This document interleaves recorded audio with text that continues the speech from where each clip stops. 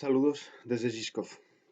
Este es el vídeo que voy a dedicar a Piglia, Ricardo Piglia, y a su novela, eh, perdón, se ve bien, Los diarios de Emilio Renzi.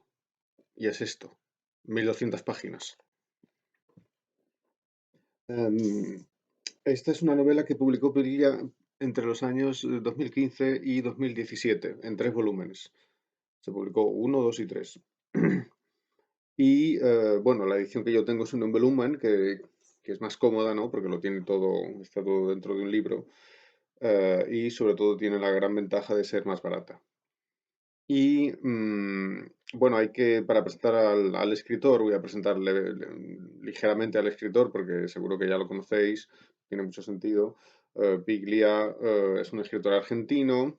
eh, que empieza a publicar en los años, vamos, su gran novela, su gran primera novela es del año 80. En realidad ya era bastante mayor, ¿no? Bien, Piglia antes del año 80 publica unos cuentos que le dan bastante fama. Es un libro que tiene cierto éxito, es un libro primerizo, ¿no?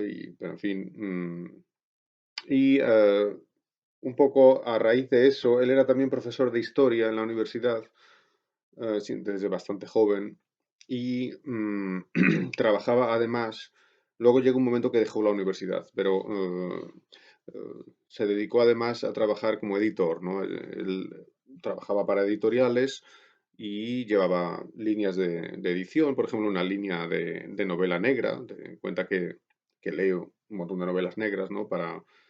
Em, para, para elegir las que serán interesantes, ¿no? Las que era interesante publicar en Argentina. Y, y su primera novela, ya digo, es del año, su primera novela, sí, absolutamente, es del año 80, o sea que ya hace bastante tiempo, fijaros, 40 años, y es esta, Respiración Artificial. No esta no es la primera edición, ¿no? Que se publicó en Argentina, esta es una edición que se publica después en España. Em, También ha escrito esta otra novela, que es muy interesante, Plata Quemada, Plata Quemada, que ganó el Premio Planeta en el año... no sé exactamente si ganó el Premio Planeta el mismo año, pero se publicó en el año 97 y hubo además una polémica, ¿no? Con el premio. He dicho ganó el Premio Planeta, ahora no estoy seguro de si lo ganó. Es que hubo una polémica, ¿no? Parece que lo iba a ganar, luego se lo quitaron, ¿no? Hubo un follón. em, Curioso, ¿no? Y es una novela que en realidad él empezó a escribir antes. Plata Quemada es la primera novela que empieza a escribir, según los diarios, ¿no? Y lo intenta, no le sale y lo deja. Y entonces escribe Respiración Artificial. Y después de escribir Respiración Artificial, retoma el proyecto de Plata Quemada y la concluye. Plata Quemada está basada en un hecho real, es un asalto que se produjo, creo que fue en Uruguay, o fue en Buenos Aires y los atracadores huyeron a Uruguay. No recuerdo ahora bien, porque esto lo explica él en los diarios. El caso es que fue un asalto a un banco real y al final la policía encontró a los atracadores, los rodeó en una casa o en un sitio. Ellos se hicieron fuerte ahí, entonces la policía no podía entrar, ellos tenían armas, pero claro, estaban rodeados. Y entonces, ¿qué hacen los tíos? Pues quemaron el dinero. Y esto es real, ¿no? Entonces la novela cuenta, recrea eso y es muy buena, está muy bien escrita, es fantástica, ¿no? Mm, Luego tiene otra novela, no voy a agobiaros con los años, solamente quiero comentar un poco las obras de este señor, ¿no? Que no son demasiadas, por cierto. La ciudad ausente, esta es una novela muy rara, francamente. Es una especie de homenaje a Macedonio Fernández. Es una novela muy vanguardista, ¿no? Se habla de un espacio, de una realidad que está difusa. Bien, es una novela muy complicada, ¿no? Muy hermética, ¿no?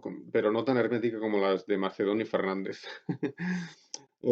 También tiene esta novela, Blanco Nocturno, que es una novela también sólida, ¿no? Bastante larga, ¿no? Bueno, sea enormísima, ¿no? Pero tiene 300 páginas Y es muy interesante. Habla de unos personajes que están en la Pampa, ahí un poco perdidos, son un poco como Quijotes, porque tienen una fábrica, ¿no? Y quieren mantenerla, ¿no? Pero la fábrica está en ruinas y entonces los tipos están arruinados. Y es un poco absurdo, ¿no? Porque tienen una fábrica enorme en medio de la Pampa, ¿no? Que es un sitio, no digo que sea un sitio arruinado, ¿no? Pero es un sitio, digamos, poco desarrollado, pero es la Pampa actual, ¿no? O relativamente actual. Sin embargo, la Pampa actual como que vive en el pasado, ¿no? Y por eso lo que estos personajes quieren es un poco absurdo, ¿no? Y ahí por en medio se mezcla de repente un crimen y aparece el comisario Croce, ¿no? Pero en realidad la novela es una especie de intertextualidad con el tema del gaucho, ¿no? Es decir, y es una recreación de la Pampa, ¿no? Que es tan importante en la literatura argentina. Entonces, se puede entender como una novela más o menos posmoderna en el sentido de que recrea una literatura que ya existe, la literatura sobre la Pampa, una tradición muy larga, y él, digamos, se añade a esa línea y hace algo nuevo, distinto, pero lleno de alusiones, ¿no? A esa otra, a esa tradición. Una de las últimas novelas que él ha publicado es esta, que no la he leído todavía, Los casos del comisario Croce, que claro, como he dicho, Piglia era editor de novelas negras, ¿no? Y conoce muy bien la novela negra, entonces él mismo, pues, ensaya la novela negra.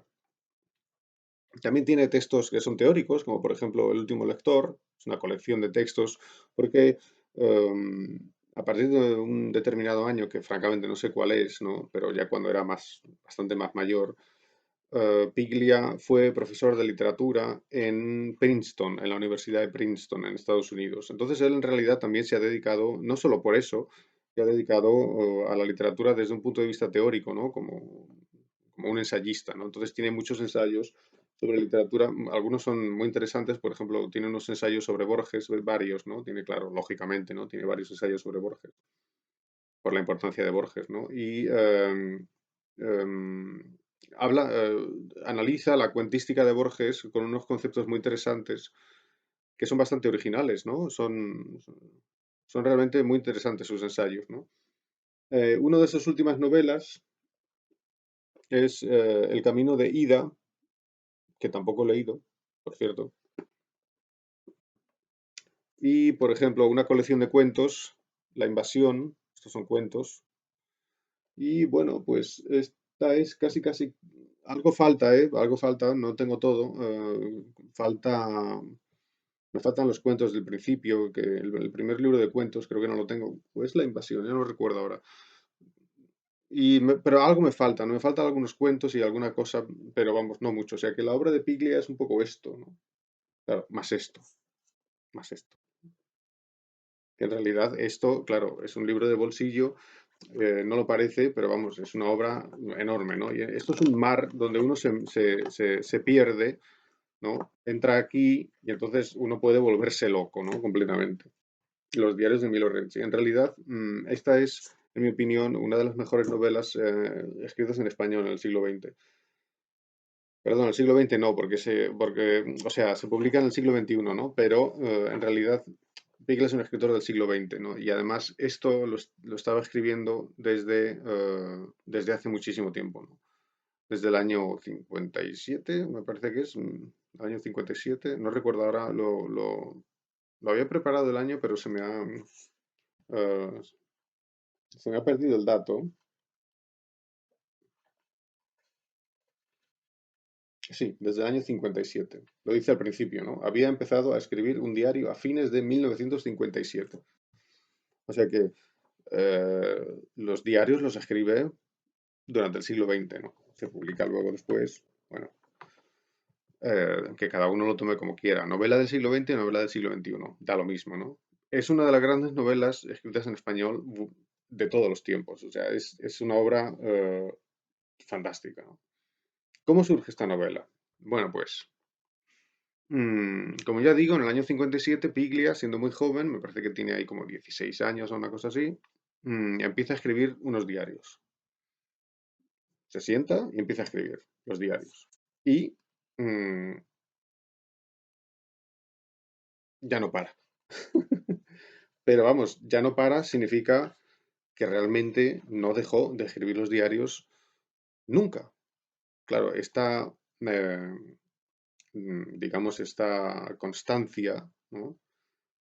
En realidad ya no sé si es una constancia o es una especie de obsesión loca, ¿no? Porque hay que tener muchísima constancia para llevar a cabo eh, una escritura. No digo que escribiera cada día, puede que a veces está sin escribir varios días, pero durante años y años de su vida hasta que se muere, prácticamente. Dice, en diciembre, esto está al principio, en diciembre de 1957 abandonamos medio clandestinamente a Drogué, que es donde él nació, y nos fuimos a vivir a Mar del Plata. En esos días, en medio de la desbandada, o sea, la familia se va de un sitio y se traslada a otro, claro, hay un follón, la mudanza, ¿no? Los muebles por ahí en medio. Y por eso dice, en medio de la desbandada, porque ellos se van por motivos políticos que afectaban al padre, dice, en una de las habitaciones desmanteladas de la casa empecé a escribir un diario. ¿Qué buscaba? Negar la realidad, rechazar lo que venía. Todavía hoy sigo escribiendo ese diario. Muchas cosas cambiaron desde entonces, pero me mantuve fiel a esa manía. Efectivamente, se mantiene fiel a esa manía, no deja de escribir nunca y parece ser que escribe, por lo menos esa es la cifra de la que habla el libro, 327 diarios. O 327, perdón, cuadernos. 327 cuadernos. Cada cuaderno tiene 100 páginas, porque siempre, casi todos son iguales, ¿no? La mayoría por lo menos son iguales. Él dice que siempre compraba el mismo tipo de cuaderno, que es un cuaderno de tapas negras, tapas de hule, negro, y que tiene 100 páginas. Entonces, si multiplicáis tranquilamente, es muy fácil, lo puedo hacer incluso yo, que no soy muy matemático, pues el resultado son 30.000 páginas. Entonces, esas 30.000 páginas, uno puede pensar, oye, pero ¿y 30.000 páginas? ¿De verdad? Oye, esto no son 30.000 páginas, son 1.200, ¿no? Entonces, claro, ¿eso qué significa? Primero, esto no son los diarios. Los diarios están en los cuadernos y los diarios tienen 30.000 páginas. En realidad, más de 30.000. Pero, claro, esto tiene 1.200 páginas. Entonces, ¿qué es esto realmente? Bueno, pues, mm, lo primero, pregunta, ¿de verdad hubo alguna vez 327 diarios? Porque no hay constancia. Parece ser que quedan 80. Es decir, diarios, perdón, cuadernos. Parece ser que quedan 80 cuadernos, más o menos. No los he visto, pero he leído acerca de ello, ¿no? Es decir, que lo ideal sería verlos, pero no es tan fácil porque están en Estados Unidos, están en Princeton, donde él enseñó, en la biblioteca Firestone. Y allí están, ¿no? Custodiados. No conozco bien la historia. No sé si Piglia los vendió, los regaló. Parece ser que los regaló, ¿no? O que los dejó ahí, ¿no? Porque como él fue ahí profesor, ¿no? Pero no lo sé. El caso es que están allí, así que si alguien quiere investigarlo, tiene que ir allí. Claro, entonces debe ser fascinante ver los cuadernos y compararlos con esto. Eso es un trabajo que está por hacer. Muy interesante. O quizá ya se está haciendo, porque claro, no me extrañaría, porque es un escritor que muy conocido, ¿no? Muy importante. Entonces, sería un trabajo muy interesante. Comparar los 80 cuadernos con esto, claro, pero 80 cuadernos son 8.000 páginas. Es un trabajo importante, ¿no? Entonces, ¿qué hizo Piglia? Bueno, pues lo que hizo Piglia fue trabajar con sus cuadernos y reescribirlos. Y para ello, y entonces crea esto, ¿no? O sea, con el material de los cuadernos, los reescribe, los selecciona, me imagino, y crea este libro, que no son exactamente los diarios, pero el libro se llama Los diarios de Medio Renzi. No son exactamente los diarios de Piglia, pero gran parte de los diarios de Piglia están aquí, claro. Creo, porque podría ser que todo es ficticio, no lo sé porque no he visto los diarios, ¿entendéis? Puede ser todo. Pero en realidad, y aquí está la gracia, esto que tengo aquí en mis manos es, creo yo, si no me equivoco, ¿no? Así es como yo lo leo, por lo menos. Es, por una parte, documental, es decir, es un extracto de los diarios, pero al mismo tiempo es una recreación, y por lo tanto es ficticio. Es decir, es una novela. Entonces, esto, por lo menos yo lo leo así, a lo mejor alguien diría, qué tontería, son los diarios, ¿no? Bueno, yo creo que esto es una recreación de los diarios originales y en tanto que recreación hay ya un contenido novelístico, porque se cuenta una historia y, claro, es la historia de Renzi, pero Renzi es Piglia. Bueno, pues es una novela autobiográfica. Es autobiográfica, pero es una novela. Porque ahí se crea un personaje y se puede leer como una novela. Y yo lo leo como una novela, pero al mismo tiempo lo leo también como diarios, ¿no? Entonces, es algo tremendo, ¿no? Y en realidad yo creo que era su intención. Él quiso recrear esto para mm, producir un libro que se puede leer, es una historia y es un mundo, ¿no? Y se puede leer como una novela. Y para ello trabajó con una muchacha, porque ya, claro, era mayor, y entonces lo ayuda a manejar todo este tremendo eh, mm, río de páginas, lo ayuda una chica que él llama mi musa mexicana. Y en la novela, o aquí en el libro, la llama María, pero en realidad es Luisa Fernández. Em, es una chica que existió y él trabajaba con ella, ¿no? Y además hay unas páginas muy bonitas porque como ella es mexicana y él es argentino, dice que a veces no se entienden, ¿no? Porque que él dice no sé qué, dice una palabra y ella dice, ¿cómo has dicho? ¿Has dicho esto? Y él dice, no, claro, porque por la diferencia de los acentos, siempre es el español, ¿no? Lo que hablamos, pero como ya sabéis que hay diferencias dialectales, ¿no? Pues él comenta, hay unas páginas muy graciosas sobre eso. mm, Comenta que a veces se equivocan, ¿no? Bien, entonces está dividido en tres partes y, por cierto, llega, en realidad es que termina en el año 80 y pico, ¿no? Termina un poco después de respiración artificial y luego hay una parte, ¿no? Que le añade, ¿no? Y que alude también al momento presente, ¿no? En el que está reestructurando todo, reescribiendo todo, pero es un poco como que llega prácticamente el material de los diarios, llega hasta el año 80. Un poco después, ¿no? Pero no muchísimo después. Entonces, eso sobre la creación del libro, ¿no? He contado un poco sobre la creación del libro. Y ahora, bueno, pero ¿qué es lo que cuenta? Pregunta, ¿no? ¿Qué cuenta? Bueno, pues aquí, en realidad, si estamos de acuerdo en que es una novela, que a lo mejor hay gente que no esté de acuerdo, si aceptamos que es una novela, entonces hay que decir que lo mismo que pasa en el Quijote, hay dos novelas.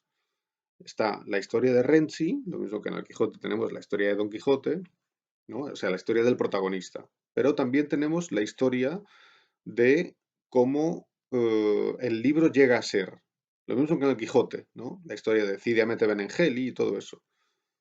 Y aquí, entonces, tenemos, repito, la historia de, de cómo se llegan a escribir estos diarios. Estos diarios se llegan a escribir precisamente porque hay alguien que los escribe, cómo los recrea, cómo se escribe este libro, la musa mexicana, ¿no? Todo eso es la historia del libro, ¿no? O sea, que está la historia de Renzi y la historia del libro. Hay dos historias. Dos historias que tienen un punto en común. El punto en común es la literatura. Porque, claro, en la historia de Renzi, o sea, la historia de Renzi son dos historias, ¿no? La historia de Renzi y la historia de Renzi como escritor, ¿no? La historia de Renzi escribiendo los diarios. Por eso digo que hay como dos niveles. Pero claro, esos niveles se tocan porque es la historia de Renzi y la historia de Renzi es la historia de un escritor, ¿no? Pero ya digo, hay como dos niveles, ¿no? Renzi cuenta, pues, sus estudios, cómo estaba en la universidad, ¿no? Que ha quedado con un amigo, que se ha tomado un mate, que habla de sus amantes, una chica que conoció, ¿no? Luego conoce a otra, luego conoce a otra, luego se casa, luego tiene un amante, no sé qué, ¿no? Viene a su piso. Todas esas son las historias de la vida de una persona, ¿no? La dictadura. Llega la dictadura, el golpe militar, ¿no? Y entonces él tiene que huir, por cierto, tiene que largarse, ¿no? Hay unas páginas fantásticas que el tipo llega a su casa un día y están ahí los militares, y entonces no entra, se va, ni siquiera llega, porque claro, si llega lo cogen y desaparece. Y entonces él huye y se deja los diarios ahí, está en su piso, ¿no? Y sus libros y todas sus cosas, ¿no? Y luego, a los pocos días, vuelve por la noche, pensando que los militares se han ido, ¿no? Han estado ahí husmeando, se han ido. Y entonces vuelve por la noche, coge las cosas, coge los diarios, ¿no? Y coge sus libros, lo que puede, y se larga, ¿no? Y desaparece. Y es muy bonito, ¿no? Porque, claro, la peripecia, el tipo no tiene dinero, ¿no? Es fantástica la historia, ¿no? No tiene dinero, está por ahí dando tumbos. siempre cuenta lo que le cuestan los apartamentos, ¿no? Que son carísimos, y no sé, se cambia de apartamento 1 millón de veces en Buenos Aires. Y durante todas estas peripecias, huyendo de la policía, porque tiene miedo de que a lo mejor no le hubieran hecho nada, pero él tiene miedo y entonces huye, prefiere huir, ¿no? Huyendo de la policía, viviendo de forma clandestina, ¿no? Sin dinero, a veces no tiene ni un peso, se muere de hambre.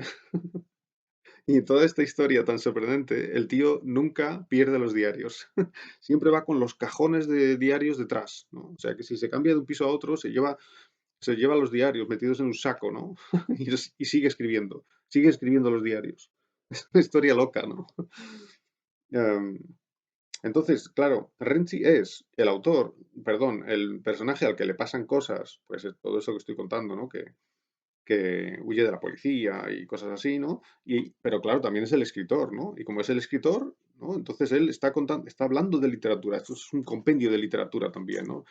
Es- Hay opiniones sobre Borges, opiniones sobre Faulkner, opiniones sobre la novela negra, opiniones sobre Sábato, que lo odia, sobre todo, ¿no? O sea, hay millones de comentarios sobre literatura y mientras tanto cuenta sus peripecias, ¿no? Todo mezclado, ¿no? La literatura es el punto común. Y en realidad es la gran protagonista de la obra. La literatura es la protagonista. Entonces, hay unas páginas fantásticas sobre la escritura de respiración artificial. Cómo llegó a escribir respiración artificial, que el tipo casi se muere, ¿no? Y porque en realidad le costó mucho, porque era un estado de locura, ¿no? En el que estaba escribiendo, sin dinero, sin saber lo que le iba a pasar, perdido en la existencia. Sobre eso tenemos unos textos que vamos a comentar, ¿verdad? Y realmente está casi continuamente hablando del suicidio, a punto de suicidarse, y son fantásticas, ¿no? Es muy interesante lo que él dice sobre la respiración artificial, cómo llega a escribir la novela. Y claro, esto se puede tomar desde un punto de vista documental, ¿no? Porque está diciendo cómo escribió la novela Respiración Artificial, ¿no? Entonces yo creo que es una información documental, pero al mismo tiempo se lee como una novela, repito. Son las dos cosas. Entonces, por ejemplo, algunos datos, ¿no? Sobre respiración artificial. En el año 76, 1976, 4 años antes de escribirla y 4 años antes, es decir, 4 años antes de redactarla y 4 años antes de publicarla, ya tiene en la cabeza la imagen, la novela. Dice, eh, novela, escribo la historia de alguien, Maggi, que escribe la vida de otros, Enrique Osorio. Si se pudiera motivar, se abriría un extraño relato con tonos y anécdotas interminables del estilo de Las mil y una noches. Bueno, no es eso, respiración artificial, eso es una idea que tenía que luego no realizó. Pero la historia de alguien, Maggi, que escribe la vida de otros, Enrique Osorio, eso está en la novela, en respiración artificial. Es decir, que esto ya lo tenía en su cabeza en el año 76. Lee un poco y dice, el otro puede estar encerrado o loco, no lo sabe, ¿no? Si lo va a encerrar o lo va a volver loco. Y un poco más abajo dice, pero ¿cómo termina una novela así? Intriga policial, investigación. Los papeles de Osorio le llegan a Maggi por medio de un descendiente del personaje del siglo XIX. Es un poco, no exactamente, pero lo que va a ser respiración artificial, ya lo tiene en la cabeza. Entonces, repito, es muy interesante tener en cuenta que hay un montón de información sobre respiración artificial, sobre cómo se llega a escribir, ideas, ¿no? ¿Qué es lo más interesante de escribir? ¿Cómo se debe, eh, por qué esto y no esto? Pero hay algunas cosas que son sorprendentes. Por ejemplo, en el año 78 dice, otra vez en esta casa en el sur, leo un libro sobre el nazismo. Dice Karl Bracher, la dictadura alemana. O sea, está leyendo un libro sobre Hitler. Y un poco más abajo dice, vagabundeo misterioso de Hitler, prolongado durante más de 5 años. Abrupta y encubierta desaparición. En estos años, reaparece en 1913 en Múnich, digamos que Hitler se encuentra con Kafka. Caminan juntos por las calles de Praga, etc. Ya tiene la idea, en el año 78, leyendo un libro sobre la dictadura alemana, sobre el nazismo, le viene la idea a la cabeza ¿y qué pasaría si Hitler se encontrara con Kafka? Es un encuentro no histórico, evidentemente, este encuentro no sucedió, pero él dice, ¿qué pasaría? Y eso lo pone luego en respiración artificial. Esto es del año 78. Es decir, que aquí tenemos un montón de información sobre la escritura de respiración artificial, muy interesante. Pero todavía mucho más interesante son las páginas cuando está diciendo cómo acaba de escribirla bajo una presión brutal, huyendo de la dictadura, medio muerto de hambre, ¿no? Solo, encerrado, ¿no? Escribiendo. Es fantástico. Mm, Pero en realidad, Piglia es un escritor que cuenta de qué forma escribe sus novelas, ¿no? También se habla mucho de Plata Quemada, antes de escribirla, porque la tenía en la cabeza, pero no llegó a escribirla, ¿no? La escribió después. Y entonces se habla de Plata Quemada mucho, ¿no? Y se habla mucho de literatura. Pero sobre todo, Piglia aquí es el escritor de esto. O sea, es el escritor de los diarios. Y eso es una obsesión tremenda que tiene a lo largo de toda su vida. Continuamente está diciendo, tengo que pasar a limpio los diarios, tengo que reorganizar los diarios, tengo que hacer con los diarios algo, tengo que hacer algo con los diarios, tengo que seguir escribiendo los diarios, no dejar nunca continuamente es el tema. Y al final está el libro, ¿no? Entonces, una y otra vez se presenta a sí mismo como el gran escritor de los diarios. No, vamos, no es que diga él, yo soy un gran escritor, ¿no? Pero es como eminentemente como un tipo que está escribiendo los diarios. Eso es su gran dedicación literaria. Em, y hay unas ideas muy bonitas sobre lo que significa ser escritor, ¿no? Sobre esta manía, sobre esta obsesión y, y sobre, y sobre, digamos, el destino, ¿no? Del escritor. Por ejemplo, en el año 69 escribe esta frase que es fantástica, ¿no? Dice, ser un escritor es previo al hecho de escribir. Ser un escritor es previo al hecho de escribir. Es decir, uno es un escritor antes de que realmente se pone a escribir o antes de que se pone a publicar. Porque ser escritor significa, según Piglia, em, digamos, admitir un destino. Es vivir de una manera determinada. Y vivir de una manera determinada, eso es algo, digamos, es una especie de elección que la persona lleva a cabo esa elección y se lanza a ese destino que es como un salto en el vacío. Y en ese momento es un escritor. Y entonces la consecuencia de eso es que escribe. Pero no es que sea un escritor porque escribe, no es un escritor porque ha realizado ese salto.